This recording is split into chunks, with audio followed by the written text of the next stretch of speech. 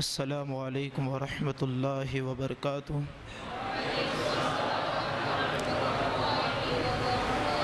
الحمد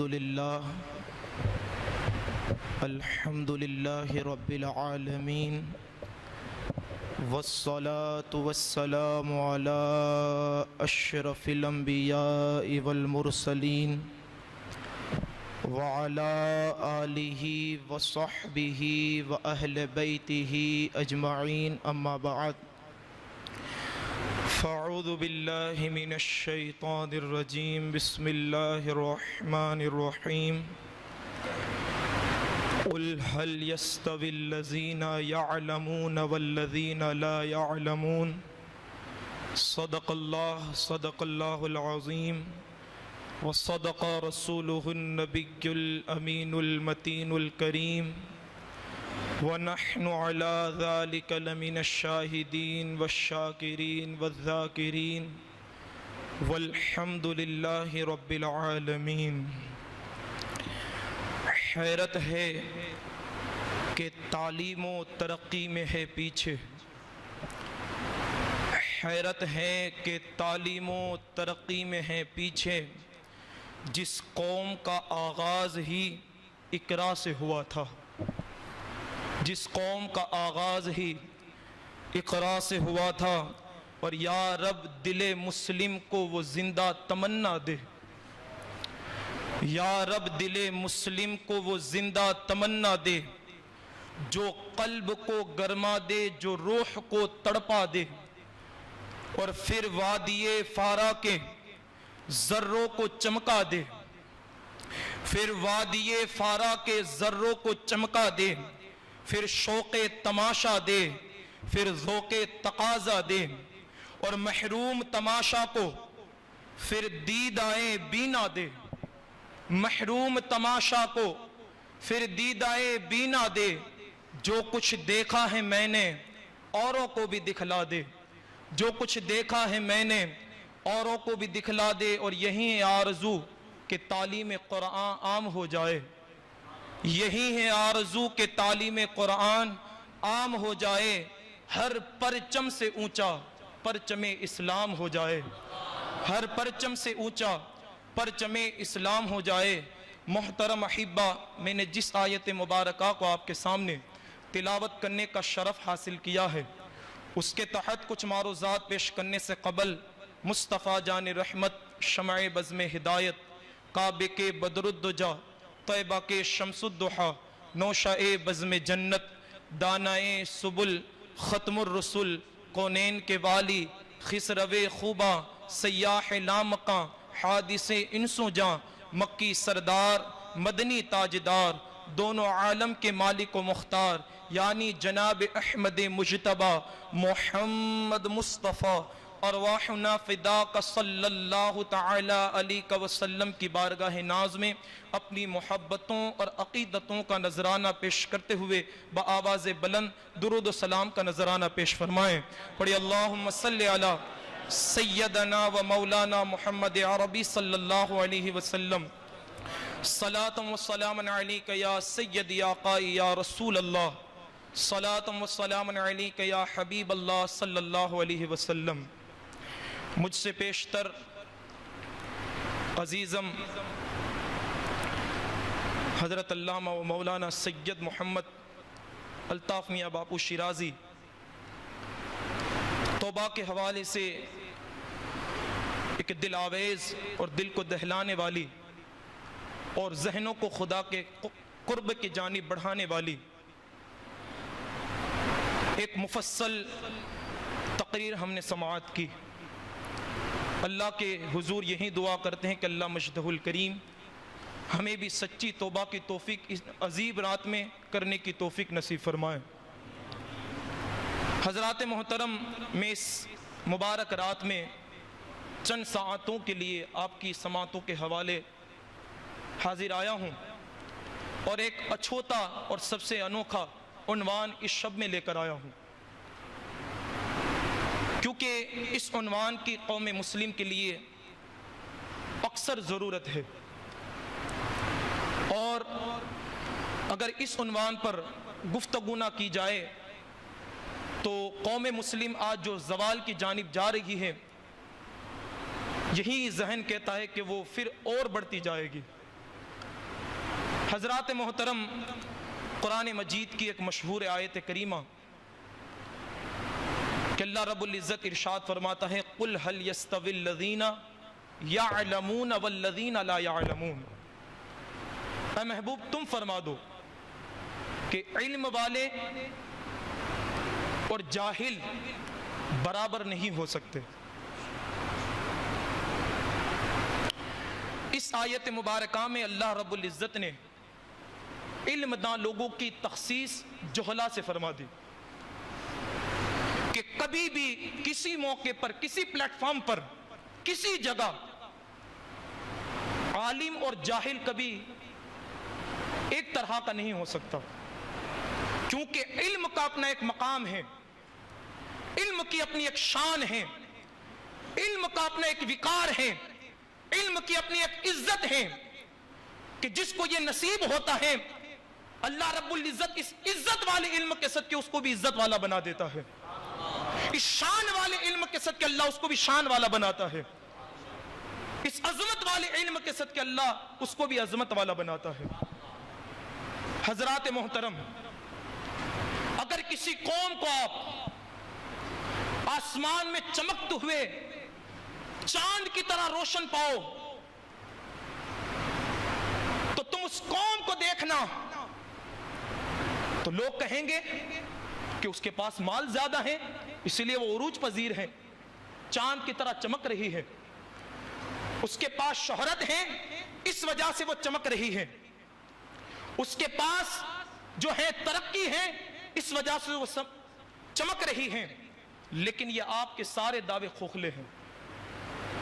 مجھ اشرفی کا یہ کہنا ہے کہ جس قوم کو تم ستارے اور چاند اور سورج کی طرح چمکتے دیکھو اس قوم کو ذرا دیکھ لو، وہ تعلیم کے اندر سب سے آگے تم کو نظر آئے گی، اور جس قوم کو تم زوال کی جانب دیکھو، قدموں میں رونتا ہوا دیکھو، لوگوں کی جانب، لوگوں کی نظروں میں گرتا ہوا دیکھو، پستی کا شکار جس قوم کو دیکھو تو سمجھ جانا نہ اس کے پاس تعلیم ہے نہ اس کے پاس تربیت ہے۔ محترم حضرات، انسانی زندگی میں تعلیم کی ضرورت و اہمیت ایک مسلم حقیقت ہے، اور اس کی تکمیل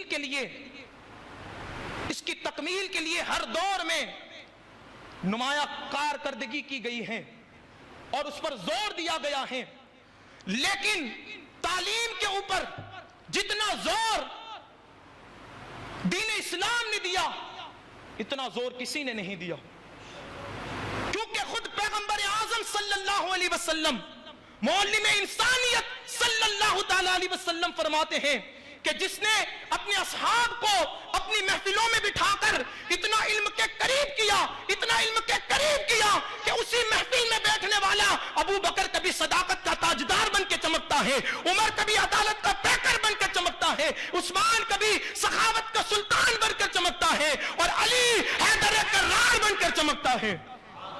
وہ محفل رسول کے صدقے ہوا کرتے تھے۔ تو حضور پاک علیہ الصلوۃ والتسلیم ارشاد فرماتے ہیں، حضرت انس رضی اللہ تعالیٰ عنہ سے روایت ہے، آقا دو جہاں صلی اللہ علیہ وسلم ارشاد فرماتے ہیں کہ ہر مومن، ہر مسلمان، مرد اور عورت پر علم دین کا حصول فرض ہے، علم دین کا حصول فرض ہے، اور یہ جی حدیث پاک جو ہیں صحائح ستہ کی کتابوں میں موجود ہے۔ محترم حضرات، حضور پاک علیہ الصلوۃ والتسلیم کے اس قول سے واضح طور پر ثابت ہو گیا کہ ہر مسلمان کو طلب علم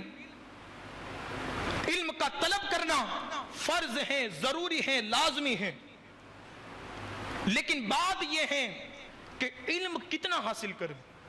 سوال یہ ہے کہ کتنا حاصل کرے۔ کیا ہر کوئی عالم بن جائے؟ کیا ہر کوئی مفتی بن جائے؟ ہر کوئی محدث بن جائے؟ ہر کوئی مفسر بن جائے؟ ہر کوئی شیخ الحدیث بن جائے؟ ہر کوئی شیخ التحقیق بن جائے؟ نہیں، ایسا نہیں ہے۔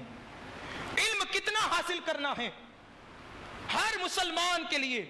اور اگر کوئی عالم بن گیا تو یہ رب کا فضل ہے, اگر کوئی مفتی بن گیا تو یہ رب کا فضل ہے, اگر کوئی مفسر بن گیا تو یہ رب کا فضل ہے, اگر کوئی محدث بن گیا تو یہ رب کا کرم ہے, رب کی عنایت ہے. لیکن ہم ہر مسلمان کو کتنا حاصل کرنا ہے اس حدیث پاک کی روشنی میں. تو بزرگان دین مستند کتابوں میں تحریر فرماتے ہیں کہ لکھتے ہیں کہ اتنا علم حاصل کرنا ضروری ہے کہ جس سے مسلمان کو اپنے عقیدے کے حوالے سے یقینی اور حقیقی معرفت حاصل ہو جائے, پھر اللہ کی عبادت کا طریقہ معلوم ہو جائے, حضور سے محبت کے تقاضے کیسے ہونے چاہیے وہ پتا چل جائے, حرام و حلال کے اندر وہ فرق کر سکے, اتنا علم حاصل ہو جائے, رشتہ داروں کے, اپنے ماں باپ کے اور خود کے حقوق پہچان سکے, اتنا علم حاصل کرنا ضروری ہے. یعنی بزرگان دین فرماتے ہیں کہ اتنا علم حاصل کرنا ہر مسلمان کے لیے ضروری ہے کہ جس سے وہ شریعت مطہرہ کو پہچان سکے, اللہ کی ذات کو پہچان سکے, رسول اعظم کی ذات کو پہچان سکے. اتنا علم حاصل کرنا ہر مسلمان پر فرض ہے. لیکن افسوس, صدہاں کروڑ افسوس کہ آج قوم مسلم کی حالت اور جہالت کی حیرت ہیں اور انتہا ہیں. استاذ گرامی اور بالخصوص حضرت مولانا جعفر صاحب کی موجودگی میں یہ ایک بات پیش کروں جو آج میں نے ایک پروفیسر کی ان کے مقالے میں یہ بات پڑھی تو میری حیرت کی انتہا نہ رہی. کیا بات تھی عجیب. اگر اس بات کو میں آپ کے سامنے پیش کروں تو میرا دل یہ کہتا ہے کہ ہر کسی کی آنکھیں شرم کے مارے نیچے جھک جائے گی, اور وہ حقیقت ہے جو انہوں نے بیان کیا. پروفیسر صاحب اپنے مقالے میں لکھتے ہیں, کیا لکھتے کہ ذرا سنیے گا, کہ آج قوم مسلم جہالت کے اندر جو اپنی زندگی گزار رہی ہے وہ کیا ہے ذرا دیکھیں. وہ لکھتے ہیں کہ ہندوستان کی حکومت نے تقریباً 2004 کے اندر ایک ٹیم کو تیار کیا. سنیے گا, میں آپ کو سنجیدگی کے ساتھ بتا رہا ہوں.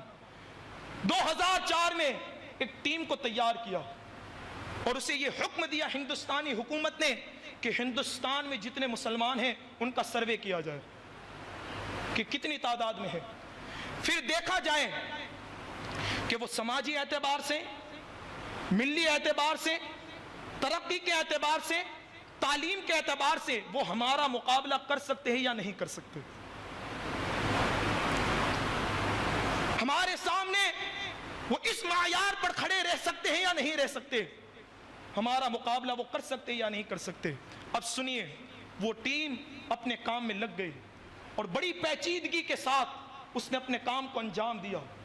جیسے اس نے اپنے کام کو انجام کیا, سارے ہندوستان کے مسلمانوں کا سروے کیا, ان کی ملی حیثیت کو بھی دیکھا, ان کی سماجی حیثیت کو بھی دیکھا, ان کی ترقی یافتہ دور کو بھی دیکھا, اور اس کے بعد ان کی تعلیمی حیثیت کو بھی دیکھا. اس کے بعد نتیجہ کیا نکلا اب دل کے کانوں سے سنیے گا.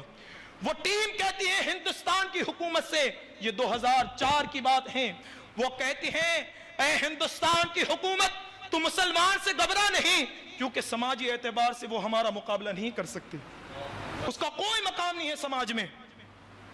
پھر وہ دولت کے اعتبار سے ہمارا مقابلہ نہیں کر سکتی, کیونکہ دولت کے اعتبار سے مسلمان ہمارا کبھی مقابلہ کر ہی نہیں سکتی, کیونکہ ہندوستان کی سرزمین پر سب سے زیادہ اگر کوئی قوم غربت کا شکار ہے تو وہ قوم مسلم ہے. تو دولت کے اعتبار سے تو ہمارا ناممکن مقابلہ ہے. پھر وہ جو سیاسی اعتبار سے, تو سیاسی اعتبار سے بھی قوم مسلم ہمارا مقابلہ نہیں کر سکتی, کیونکہ پارلیمنٹ کے اندر, ہر بڑے عہدے کے اندر مسلمان سب سے پیچھے نظر آتے ہیں. تو سیاسی اعتبار سے بھی ہمارا وہ مقابلہ نہیں کر سکتی. اب میرے عزیزو سنیے گا, وہ ٹیم کہتی ہے کہ تعلیم کے اعتبار سے بھی مسلمان ہمارا مقابلہ نہیں کر سکتی. کیوں؟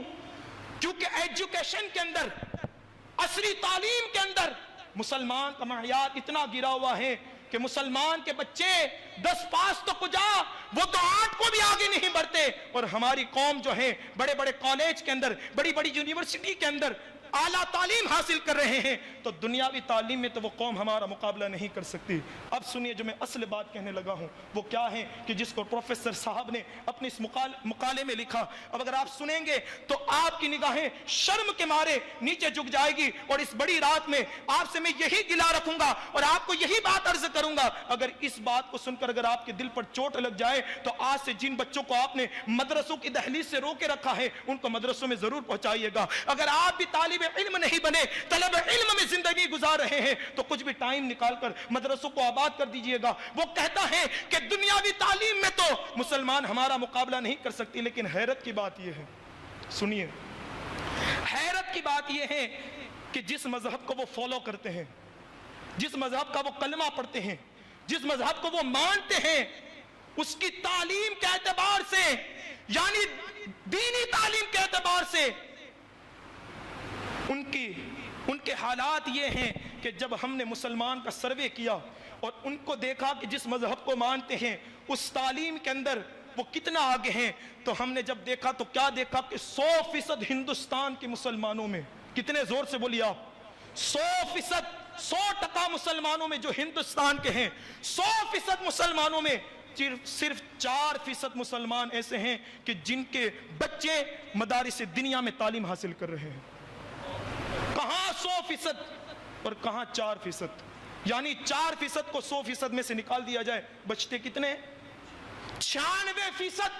اب میں آپ سے پوچھوں کہ وہ 96% گئے کہاں؟ کہاں چلے گئے؟ تو بتاؤں کہاں چلے گئے؟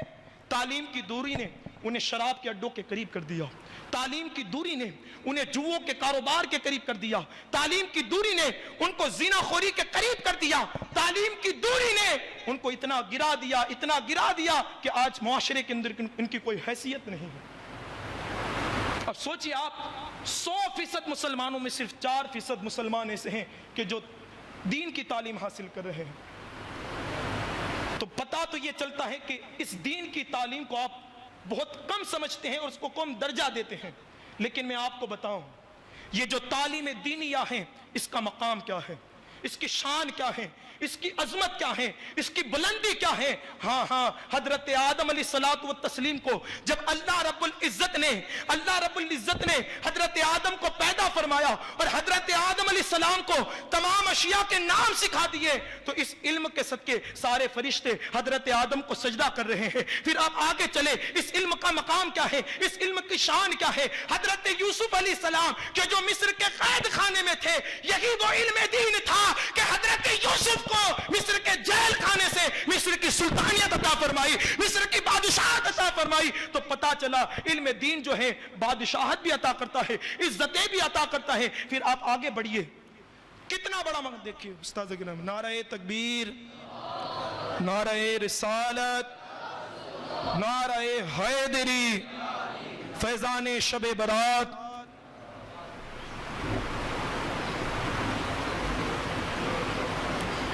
درود پاک نظر پیش کر اللہم صلی علی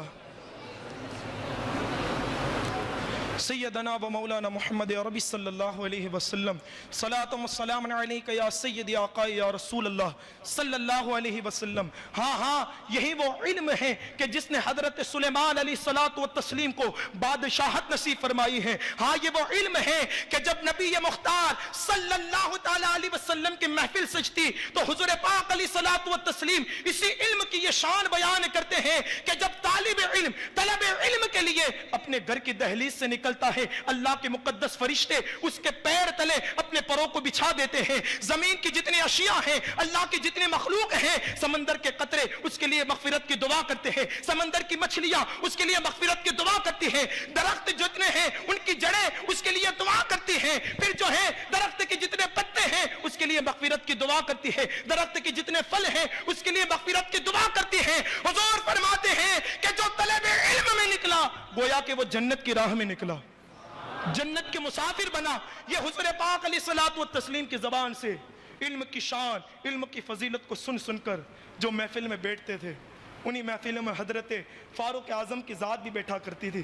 جب اس حضور پاک علیہ الصلوۃ والتسلیم کے الفاظ کو فاروق اعظم نے سنا تو وہیں فاروق اعظم 12 سال کے اندر سورہ بقرہ کی تفسیر کو سیکھتے ہیں، سورہ بقرہ کو سیکھتے ہیں۔ ہاں جب حضور پاک علیہ الصلوۃ والتسلیم کی زبان سے جب یہ علم کے فضائل، علم کی عظمتیں حضرت مولا مرتضیٰ شیر خدا فاتح خیبر مولا مرتضیٰ وہ علی کے جس کا علم میں دنیا میں کوئی مقابلہ نہیں کر سکتا، کوئی ان کے مقابل نہیں ہو سکتا کہ جیسا علم مولا مرتضیٰ کا ہے، جیسی شان مولا مرتضیٰ کی ہے، جیسا علمی مقام مولا مرتضیٰ کا ہے، ایسا کسی کا ہو نہیں سکتا۔ میں کیوں نہ کہوں خود فاروق اعظم صحابی رسول فرماتے ہیں، کیسے صحابی؟ حضور فرماتے ہیں اگر میرے بعد کوئی نبی ہوتا تو وہ عمر ہوتا، حتیٰ کہ میرے بعد نبوت کا دروازہ بند ہو چکا ہے۔ وہ عمر بھی جب مولا علی کی بات آتی ہے کہتے ہیں کہ اگر علی نہ ہوتے تو عمر بھی ہلاک ہو جاتا۔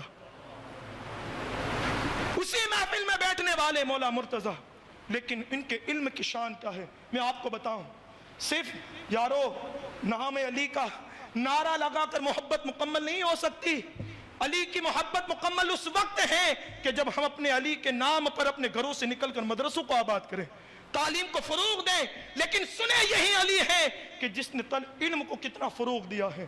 آج اگر مسجدوں کے اندر مصلی پر صحیح تجوید کے ساتھ جو قرات ہو رہی ہے، مدرسوں کے اندر جو قرات صحیح طریقے سے پڑھی جا رہی ہے، قرآن صحیح طریقے سے پڑھایا جا رہا ہے، یہ کسی اور در کی خیرات ہی مولا مرتضیٰ کے در کی خیرات ہے، یہ علی کے در کی خیرات ہے۔ کیونکہ تجوید کا بانی اگر کوئی ہے تو وہ فاتح خیبر، حسن کا بابا، حسین کا بابا، فاطمہ کا شوہر مولا مرتضیٰ ہے، کہ جس نے علم تجوید کو فروغ دیا، علم تجوید کو آگے بڑھایا۔ اور آج جہاں جہاں صحیح طریقے سے یہ قرآن پڑھا جا رہا ہے یہ مولا مرتضیٰ کی خیرات ہے۔ لیکن ایک عجیب بات جو میں نے مقالے میں پڑھی میں آپ کو بتاؤں۔ یارو علی کا نام لینے سے علی کی محبت مکمل نہیں ہوتی۔ علی کی طرح کام کر کے بتاؤ پھر کہیں کہ یہ علی والا ہے۔ وہ شہر جس شہر کو عراق کہا جاتا ہے اور اس شہر کا ایک مشہور علاقہ جس کو کوفہ کہا جاتا ہے، ٹھیک سنیے آپ، کوفہ کہا جاتا ہے۔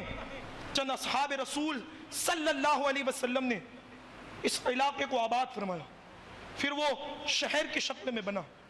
لیکن عراق کو، کوفہ کو وہ عظمتیں، وہ شان اور بلندیاں نصیب نہیں تھی، اس کو کوئی ترقی نہیں ملی تھی۔ اب ترقی کہاں سے ملی؟ کوفہ کی، عراق کی ترقی کی داستان میں آپ کو بتاؤں۔ ترقی کہاں سے ملی؟ وہ علی مرتضیٰ، تڑپ کے بولے سبحان اللہ، فاتح خیبر، وہ علی کے جس کی شان یہ ہے۔ حضور فرماتے ہیں میں علم کا شہر ہوں، علی اس کے دروازے ہیں۔ جب وہ علی مدینہ سے نکل کر اپنے علم والے قدموں کو لے کر جب وہ کوفہ شہر میں آباد ہوئے تو وہی علی نے اس منبر پر بیٹھ کر کوفہ کی جامع مسجد میں بیٹھ کر لوگوں کو قریب بلایا، ان کو تفسیر بھی قرآن کی سکھائی، ان کو حدیث بھی سکھائی، حضور کی حدیثیں بھی سکھائی، دین پر کیسے چلا جائے سب کچھ سکھایا۔ اب ذرا دیکھیں اس علاقے کو، اس شہر کو ترقی کتنی بڑی ملی۔ پھر حضرت امام بخاری کہ جس کا علم حدیث میں بڑا کام ہے کہ جب حدیث کی بات آتی ہے، جب بخاری کی روایت آتی ہیں تو پھر شک کا کوئی احتمال نہیں ہوتا۔ وہی امام بخاری فرماتے ہیں کہ جتنا سفر میں نے حدیث کے لیے کوفہ شہر کا کیا ہے اتنا سفر کسی اور شہر کی جانب نہیں کیا۔ جس شہر کو کوئی پہچانتا نہیں تھا، وہی علم ذات کہ جس کے علم پر ہم سب کے علم قربان، جس کے در سے علم کی آج کی خیرات بٹ رہی ہے، اس علی نے کوفہ میں اپنا قدم کیا بسایا، اس شہر کو اتنی ترقی دے دی، اتنی ترقی دے دی کہ جب امام بخاری بھی اس شہر کا ذکر کرتے ہیں تو کہتے ہیں کہ مجھ بخاری نے بھی جتنا سفر اس عراق کی جانب شہر کوفہ کا کیا اتنا کسی شہر کا نہیں۔ کیوں کہ مولا علی نے اتنے محدث پیدا فرما دیے تھے، وہاں اتنے مفسر پیدا فرما دیے تھے کہ اتنے محدث اور مفسر کہیں اور نظر نہیں آتے۔ یہ علی کی ذات ہے۔ پھر علی نہیں، آپ علی کے بیٹوں کی تاریخ پڑھیں۔ امام حسین کو تو صرف ہم نے کربلا میں شہید ہونے والوں کا ہی نام شمار کیا، نہیں یارو، جب مولا حسین کا سفر شروع ہوا تھا تو وہ 20 سفر میں اپنے ساتھیوں کو قرآن کی تفسیر بھی سکھایا کرتے تھے، علم حدیث بھی سکھایا کرتے تھے، محفل واعظ بھی ہوا کرتی تھی۔ وہی حسین جب کربلا کے میدان میں فصیح اور بلیغ انداز میں خطاب دیتے ہیں تو لوگوں کی حیرت کی انتہا نہ رہی۔ ذرا سوچئے تو صحیح، یہ حضرت مولا حسین کو یہ علمی مقام کہاں سے ملا، یہ فصاحت اور بلاغت کہاں سے سیکھی؟ کیونکہ انہوں نے اپنے بابا کے در پر رہ کر علم دین کو حاصل کیا تھا، یہ ان کا علمی مقام۔ پھر آگے بڑھیں، ان کی نسل میں جتنے امام ہوئے ان کے علم کی شان کیا ہے۔ امام جعفر صادق کی ذات کو آپ پڑھیں، کیسا علم، ایسا علم کسی کا نظر نہیں آتا۔ لوگ آج کہتے ہیں حضرت جی ہم علم کیوں حاصل کریں، اور ادب کے ساتھ میرے کچھ احباب یہ بھی کہتے ہیں کہ ہم خانقاہی آدمیوں کو تعلیم کی کیا ضرورت، ہمیں تو سب ورثے میں ملا ہے۔ ٹھیک، میں کہتا ہوں کہ تمہیں سب کچھ ورثے میں ملا ہے، تم پیر ہو، ٹھیک، لیکن کیا غوث پاک سے بھی کوئی بڑا پیر ہو سکتا ہے؟ غوث پاک سے بھی بڑا پیر ہو سکتا ہے؟ ارے ولی اس وقت تک ولی نہیں بن سکتا جب تک کہ وہ شریعت کا علم حاصل نہ کرے۔ لیکن یہ تو ولی کی بات ہے کہ ولی اس وقت تک ولی نہیں ہو سکتا جب تک کہ وہ علم حاصل نہ کرے، لیکن جو مادرزاد ولی ہو تو کیا اس کے لیے بھی علم کا حاصل کرنا ضروری ہے؟ جو مادرزاد ولی ہو اس کے لیے بھی ہے ضروری؟ تو مادرزاد ولی کون ہے؟ شیخ عبد القادر جیلانی۔ لیکن جب ان کی تاریخ پڑھیں آپ، مادرزاد ولی ہیں، اللہ نے ماں کے پیٹ میں سب کچھ عطا کیا، پھر بھی وہ گیلان سے نکل کر بغداد کا سفر فرماتے ہیں، پھر بھی وہ کر رہے ہیں۔ پھر آپ یہ بھی کہیں گے، میں آپ کو یہ بھی کہوں کہ لوح محفوظ کو پڑھنے والے کے لیے بھی علم کا حاصل کرنا ضروری ہے۔ غوث پاک کا آپ نے واقعہ سنا ہوگا کہ آپ نے بچپن کے عالم میں جب آپ کے نانا جان حضرت عبداللہ سمعی رحمت اللہ تعالی علیہ کی بارگاہ سے خاتون جب رنجیدہ ہو کر باہر نکلی، میرے مرشد غوث پاک نے پوچھا وہ خاتون کہاں جا رہی؟ کہا کہ حضرت جی آپ کے نانا کی بارگاہ میں آئی تھی لیکن رسوا ہو کر چلی گئی۔ کہا کہ کام کیا ہے؟ کہا کہ ایک ہی دل کو دہلانے والا اور دل سے لگنے والا ایک پیارا سا بچہ تھا لیکن وہ بھی فوت ہو چکا۔ میرے مرشد نے کہا ٹھہرو ٹھہرو، میں بھی دیکھتا ہوں۔ آپ کشف میں چلے گئے، کچھ دیر کے بعد آنکھیں کھولی اور کہا او مائی تیرا بچہ مرا ہوا نہیں بلکہ زندہ ہے۔ اپنا دیکھ، اپنے بچے کے سر سے کپڑا ہٹا کر دیکھ، تو جو بچہ مرا ہوا تھا میرے مرشد کے الفاظوں سے اللہ نے اس کو زندگی عطا فرمائی۔ تو یہ کیا تھا؟ وہاں کھڑے کھڑے غوث پاک نے اس کی لوح محفوظ پر جو تقدیر ہے اس کو پڑھا۔ اب جو تقدیر کو پڑھتا ہو بچپنے میں وہ بھی علم کے لیے سفر کرتے ہیں، اور آپ کتنے بڑے کون سے عالم ہو گئے، پیر بڑے ہو گئے کہ آپ کو علم کی ضرورت نہیں۔ اسی طرح بے شمار واقعات میں ان کتابوں کے اندر لے کر آیا تھا لیکن وقت میں اتنی گنجائش نہیں نکلی۔ ایک آخر میں ایک بات اپنی پیش کر دوں، دل کی بات پیش کر دوں۔ آج قوم مسلم اتنا زوال کی جانب ہیں کہ کاش کوئی اس کو اٹھا سکے، اور اس کی وجہ تسمیہ کیا ہے؟ علم سے دوری، علم سے دوری، علم سے محبت کا نہ ہونا، علم سے پیار کا نہ ہونا۔ میں آپ کو بتاؤں، جب جو ہے دارالعلوم کے اندر دینی تعلیم دی جاتی ہے اور اس کے مد مقابل دنیاوی تعلیم ہے، لیکن آج ہمارے معاشرے نے دنیاوی تعلیم کو اتنی عزت دی، اتنا وقار دیا کہ حیرت کی انتہا ہے۔ انکار نہیں کرتا، اپنے بچوں کو سب کچھ بنائیے، لیکن جب تک دینی علم اس کے سینے میں نہیں تب تک وہ کوڑا آدمی ہے، تب تک اس کا سینہ لبریز نہیں ہو سکتا جب تک اس کے سینے میں دینی علم نہیں، دینی ایجوکیشن نہیں ہے۔ لیکن آج ہم جب اس کو تولتے ہیں، ایک طرف دنیاوی علم ہے، ایک طرف دینی علم ہے۔ میں کوئی مخالفت نہیں کرتا، لیکن آپ اپنی آنکھوں سے دیکھیں، جب مدرسے کے اندر مولانا صاحب ایک کتاب کے پیسوں کے لیے کہہ دے کہ تجھے دارالعلوم کے اندر سے کتاب خریدنی ہے کہ جس کی قیمت 200 روپیہ، جب وہ بچہ جمعہ کے دن اپنے والدین کو آ کر کہتا ہے مولانا صاحب نے کہا ہے بھائی 200 روپے کی کتاب لینے کی ہے، باپ کہتا ہے مولانا کو شرم نہیں آتی؟ 200 کی بات کرتے ہیں, ذرا دیکھ نہیں رہے حالات کیسے ہیں, تنگی کے شکار ہیں ہم, اور مدرسوں میں مولانا صاحب 200 مانگ رہے ہیں. ہائے رے میرے عزیز. پھر وہی آدمی جس کا بیٹا اسکول کے اندر جا رہا ہے, فیس کی گھڑیاں قریب آتی ہیں, 5 دن قبل اس ٹیچر اس بچے کو بلاتا ہے اور کہتا ہے کہ 20,000 روپے تجھے اس 5 دن کے اندر مکمل کرنے فیس کے, اور اگر تو نے یہ نہ کیے تو تیرا داخلہ خارج کر دیا جائے گا, تجھے نکال دیا جائے گا. جب وہ بچہ ٹیچر کی داستان اپنے باپ کو آ کر سناتا ہے, باپ کچھ بھی نہ کہے بغیر گھر سے باہر نکلتا ہے اور دیکھتا ہے کہاں کہاں میرے پیسے رکے ہوئے ہیں, جلدی جلدی انتظام کیا جائے اور ٹیچر کے یہاں, اسکول کے یہاں 20,000 کی رقم کو بھر دی جائے. یہ ہے ہماری تعلیم سے دوری اور ہماری داستان. آپ ہر کوئی اس مرحلے سے گزرے ہیں, آپ جانتے ہیں کہ ہم نے عصری تعلیم کو کتنی عزتیں دی. عزتی دیجیے, اپنے بچوں کو پڑھائیے, لیکن سامنے دینی علم کو بھی رکھیں. وہ باپ مبارکباد کے لائق ہیں کہ جو اپنے بچوں کو پڑھاتے بھی ہیں اور علماء کو نذرانہ بھی دیتے ہیں, اس نیت کے ساتھ کہ اگر میں نے نذرانہ دیا, مولانا صاحب خوش ہو کر خوش عقیدگی کے اندر میرے بچوں کو تعلیم کے اندر اضافہ فرمائیں گے. اگر اس نیت سے دیا, میں نے بارہا لوگوں کو دیکھا ہے اور میری ساتھ بھی یہ وہ شاہد واقعہ ہے. مولانا اگر اجازت ہو تو میں بیان کروں, مولانا جو ہمارے مدرسے میں پڑھے ہوئے جن کا نام مولانا اشرف ہے, اور ان کا ایک بھائی ہے جن کا نام مرزا حسین ہے, ان کے والد کا یہ معمول ہے.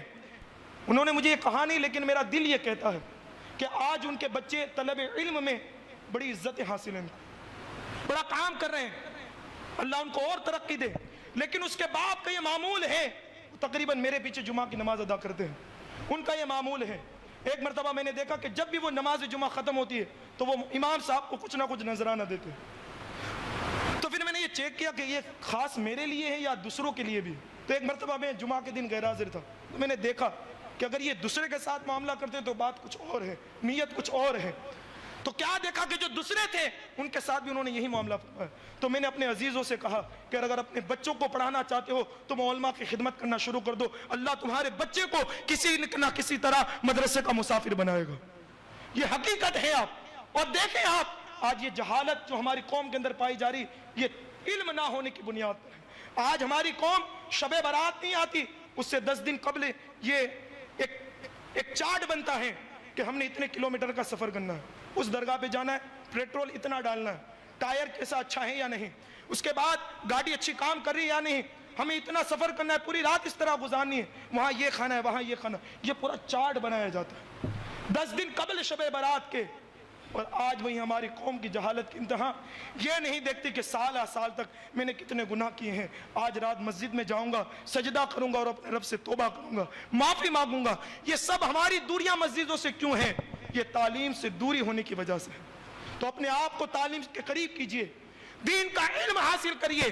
یہ مدرسے جو آباد ہیں الحمدللہ بفضلہ تعالی, حضور محسن ملت نے بڑا کرم کیا کہ دارالعلوم شمس تبریز کے زیر اہتمام دینی مدارس کا اہتمام کیا کہ جہاں بڑے بڑے لوگ مدرسوں میں جانے کے اندر شرم کرتے تھے, انہی کے علاقوں کے اندر ایک پوشیدہ جگہ کے اندر مدرسوں کو قائم کر دیا. لیکن حیرت کی انتہا یہ ہے کہ ہم اس کام کے اندر جوائن نہیں ہو رہے ہیں, انوالو نہیں ہو رہے ہیں, ان کا ساتھ نہیں دے رہے ہیں. میں آپ سے عرض کروں گا, اگر آپ کو اللہ نے موقع دیا ہے صبح سے لے کر شام تک اگر آپ تجارت کر رہے ہیں, رات کے وقت ان مدرسوں کو دیجئے. آپ کی زندگی بھی سنورے گی, دنیا کی زندگی بھی سنورے گی, اور کل قیامت کے دن آپ کی زندگی سنورے گی. اور آج ہی سے یہ نیت کر لیجئے کہ ہم نے جتنا علم حاصل نہیں کیا, آج سے انشاءاللہ مولا تعالی ہم مدرسوں کو آباد کریں گے, ہم اپنی مسجدوں کو آباد کریں گے, اور جو کچھ ہم نے نہیں آتا انشاءاللہ ہم اس کو سیکھنے کی, سمجھنے کی اور پڑھنے کی کوشش کریں گے. آئیے اللہ رب العزت کی بارگاہ میں دعا کرتے ہیں, اللہ کریم ہمیں خوب سے خوب طلب علم کی توفیق عطا فرمائے, طلب علم کا ہمیں مسافر بنائے, ہمیں خوب سے خوب طلب علم میں اپنی زندگانی گزارنے کی توفیق عطا فرمائے. جو کچھ بیان ہوا اس پر سب سے پہلے مجھے عمل کی توفیق عطا فرمائے, آپ احباب کو سن کر اس پر عمل کی توفیق عطا فرمائے, اور عوام الناس تک عام کرنے کی توفیق عطا فرمائے. وما الینا الا البلاغ. السلام علیکم.